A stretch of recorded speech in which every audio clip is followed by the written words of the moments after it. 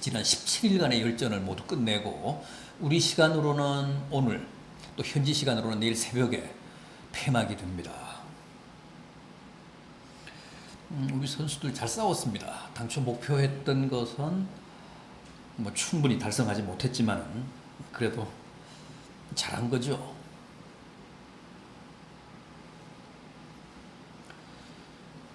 또 이번에 다소 부진한 성적이 차기 올림픽 2020년 도쿄올림픽을 좀 더 철저하게 준비하게 하는 하나의 동기부여가 될 수 있다는 점에서 저는 괜찮다고 생각합니다.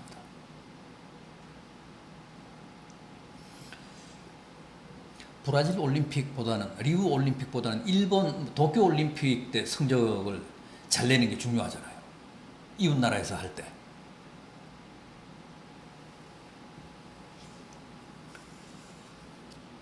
바울 서신을 보면 육상 얘기가 많이 나옵니다. 다름질하는 얘기가 많이 나옵니다. 그게 당시 헬라 문화권에 깊이 뿌리를 내리고 있었던 고대 올림픽 문화의 영향 때문이었습니다. 다시 말하면 헬라 사람들에게 복음을 전하려다가 보니까 그들이 열광하는 다름질을 화두로 복음을 설명할 수밖에 없었다는 거죠. 요즘은 야구, 축구 그러면 우리가 다 열광하는데 고대 그 헬라 사람들은, 히랍 문화권에 있는 사람들은 다름질에 그렇게 열광했습니다. 뜀박질, 육상. 그래서 그들이 선호하고 그들이 좋아하고 그들에게 익숙한 화두인 이 다름질을 소재로 바울이 그들에게 복음을 설명했다는 거죠.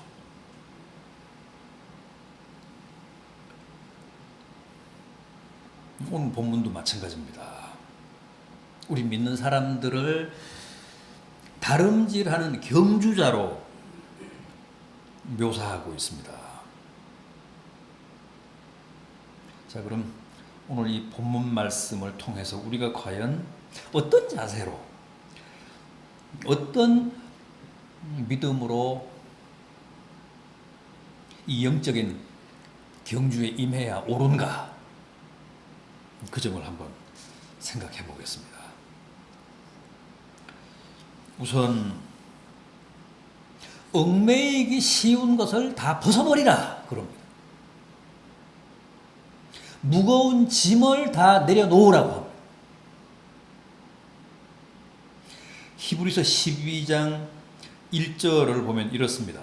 우리에게 구름같이 둘러싼 허다한 증인들이 있으니 모든 무거운 것과 얽매이기 쉬운 죄를 벗어버리고 인내로서 우리 앞에 당한 경주를 경주하며.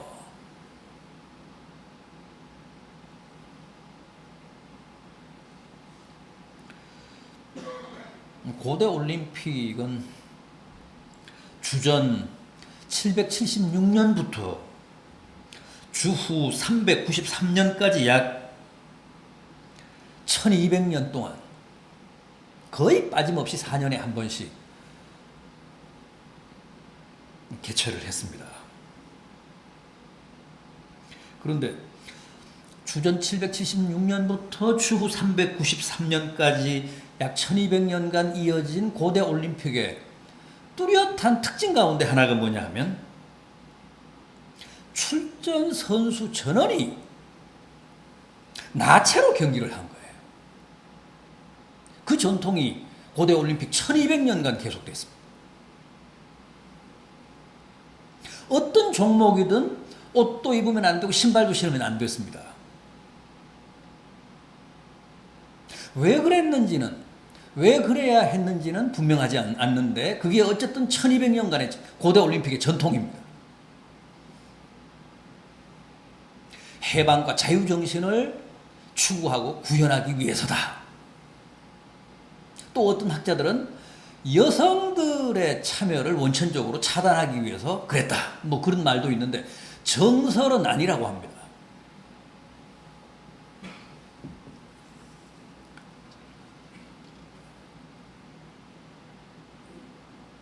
그런데 완전한 나체는 좀 그렇습니다만 어쨌든 운동하는 사람, 특히 육상 선수들은 최대한 벗는 게 맞습니다.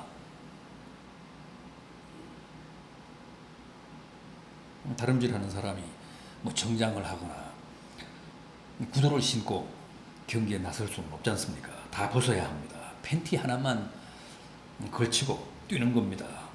요즘은 신발도 최첨단 소재로 만들어져서 안 신은 것처럼 가볍다고 합니다. 그래서 마라톤 선수들의 그 스파이크는 신소재로 만들어져 가지고 요즘은 뭐 수억씩 한다는 거죠.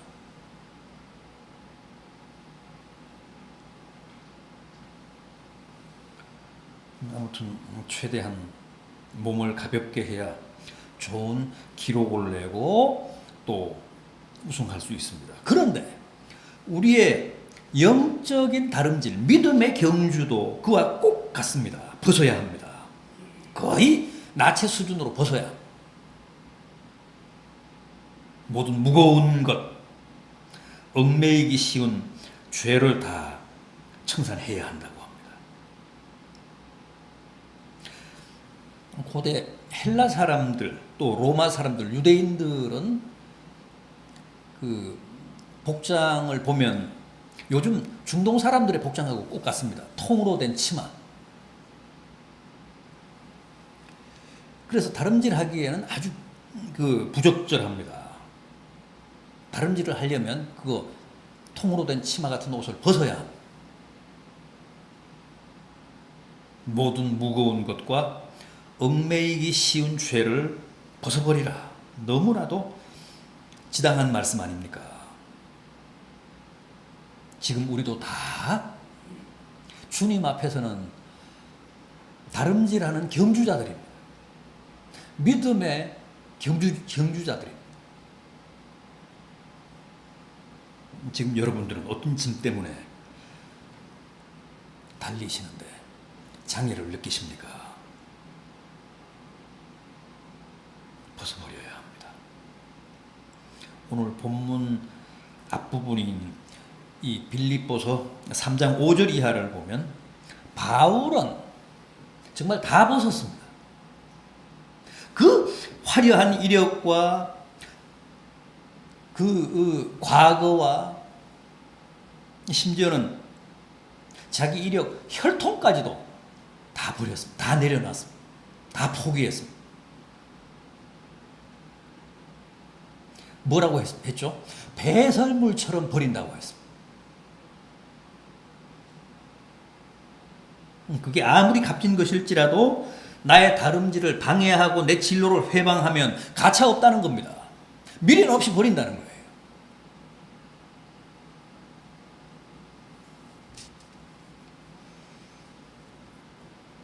그렇게 단호하지 않고 어떻게 내 앞에 당한 경주에서 승리하기를 바랄 수 있겠습니까? 부디 고대 올림픽 때는 완벽한 알몸으로 뛰었다는 사실 기억하시기 바랍니다.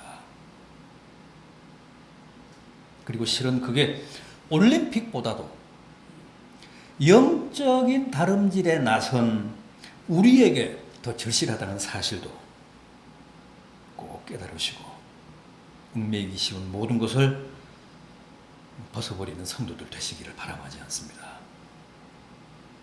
다음은 표대를 향해 달려야 한다고 합니다. 오늘 본문 12절 하반절을 보십시오. 오직 내가 그리스도 예수께 잡힌 바 된 그것을 잡으려고 달려가노라. 또 14절입니다. 표대를 향하여 그리스도 예수 안에서 하나님이 위에서 부르신 부름의 상을 위하여 달려가노라.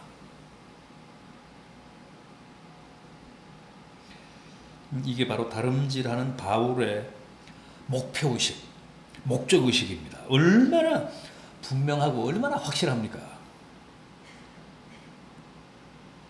히브리서 12장 1절이 합니다. 우리 앞에 당한 경주를 경주하며 믿음의 주요 또 온전케 하시는 이인 예수를 바라보자. 그렇지 않습니까? 다름질하는 사람이 목표도 없이 표대도 없이 반 한 점도 모르는 채 어떻게 뛰겠습니까? 고린도전서 9장 26절입니다. 내가 다름질하기를 향방 없는 자 같이 아니하고 싸우기를 허공을 치는 자 같이 아니하여. 우리 신자들을 육상 선수, 권투 선수에 비유한 말씀입니다. 육상 선수가 반드시 골인 지점을 향해 뛰어야 하듯이, 권투 선수가 정확히 상대방의 턱을 가격해야 하듯이, 절대 허공을 치면 안 되듯이, 우리도 오로지 주님을 겨냥해야지 자꾸만 뒤를 돌아보거나 먼 산을 살피거나 딴전을 부리면 필연적으로 실패할 수밖에 없다는 것. 목표에, 표대에 집중해야 한다는 거예요.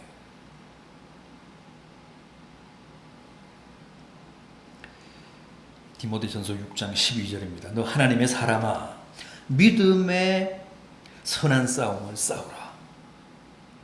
영생을 취하라. 이를 위해 너희가 부르심을 입었노라. 여러분, 우리의 다름질은 영생을 취하기 위한 싸움입니다. 우리의 궁극적인 목표는 영생입니다. 이를 위해 주님이 우리를 부르셨다고 합니다. 디모데후서 4장 7절이 합니다. 내가 선한 싸움을 싸우고 나의 달려갈 길을 마치고 믿음을 지켰으니 이후로는 나를 위하여 의의 면류관이 예비되었으므로 주 곧 의로우신 재판장이 내게 주실 것이니. 선한 싸움을 다 싸우고 달려갈 길을 마치고 이제 승리의 월계관, 영생의 면류관을 받을 바울 사도의 최고 고백입니다.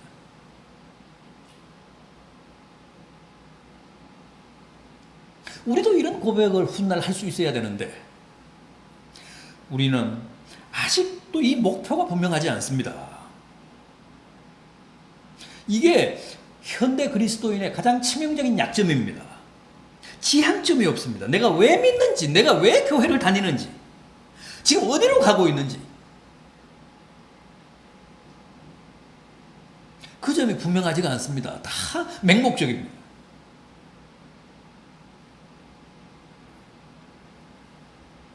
많은 분들이 예수를 믿으면서도 영생이 아니라 예수 그리스도가 목표가 아니라 여전히 지금도 세상을 향해 뛰고 있습니다. 돈, 명예, 권력 이런 것들을 위해 질주하고 있습니다. 오로지 그런 것들을 노리고 기도합니다. 그런 것들을 노리고 주일 성수합니다. 그런 것들을 노리고 그런 것들을 기대하며 헌금합니다.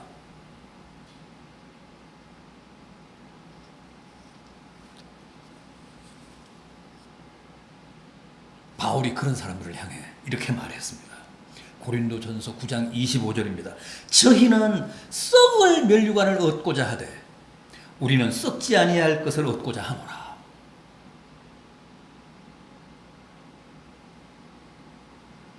예수를 믿으면서도 여전히 썩을 면류관을 노리는 사람들 많습니다. 의의가 없다는 거죠.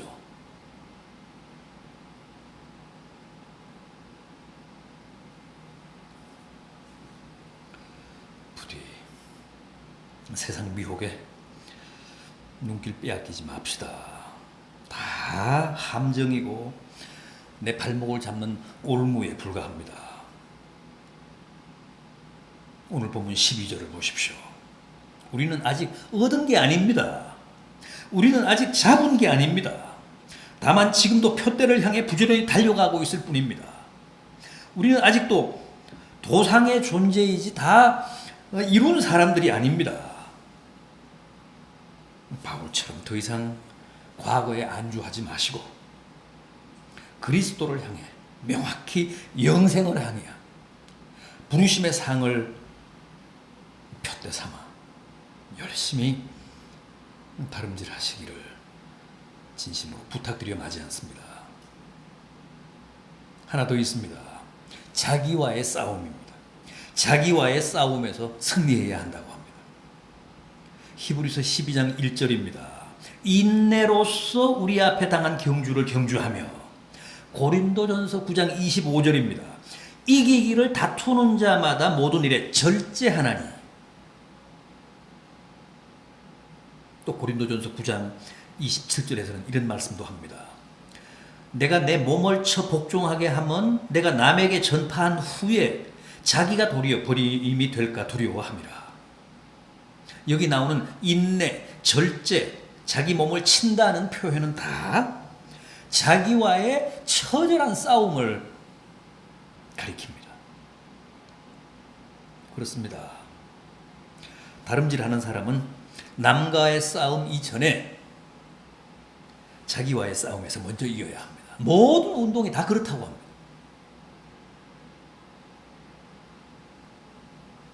적과의 싸움 이전에 자기와의 싸움에서 먼저 이겨야 된다는 거예요. 뼈를 깎는 인내와 극기와 자제와 절제와 냉혹한 자기 관리 없이는 절대 승리하지 못합니다. 그야말로 자기 몸을 혹독하게 쳐야 합니다. 바울은 디모데전서 6장 12절에서 믿음의 선한 싸움을 싸우라 그랬습니다.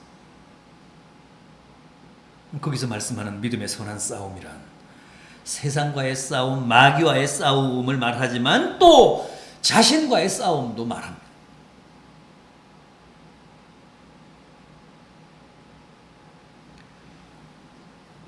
뭐 다 그렇습니다만 운동선수들은 특히 자기 관리에 실패하면 안 됩니다. 그날로 선수 생명이 끝납니다. 운동선수들은 수도사처럼 자기를 관리해야 합니다. 디모데전서 6장을 보면 믿음의 선한 싸움을 싸우라 그러면서 부하려는 마음, 돈을 사랑하는 마음도 피하라고 합니다. 우리의 한결같은 소망이 되는 게, 소망이 부자인데, 부자 되는 건데, 우리가 이 세상에서 가장 사랑하는 게 돈인데, 다름질을 하려면, 성공적인 다름질을 하려면 그런 마음까지도 다 자제하고 절제하고 피하라고 합니다. 그렇지 않으면 그게 다 시험이 되고 올무가 되어 달리는 내 발목을 잡는다는 거죠. 우리는 다 믿음의 다름질에 나선 선수들입니다. 주자들입니다. 먹고 싶다고 다 먹을 수 없습니다. 자고 싶다고 다 잘 수 없습니다. 놀고 싶다고 놀고 쉬고 싶다고 쉬고 그렇게 할 수 없습니다. 부단히 자기 몸을 치십시오. 그런 눈물겨운 자기와의 싸움, 처절한 자기 관리, 자기 통제, 자기 단속 없이는 결코 이기지 못합니다. 얼마나 자기 관리에 냉혹하고 비정하고 혹독한가. 그게 중도 탈락이냐 완주냐를 결정합니다.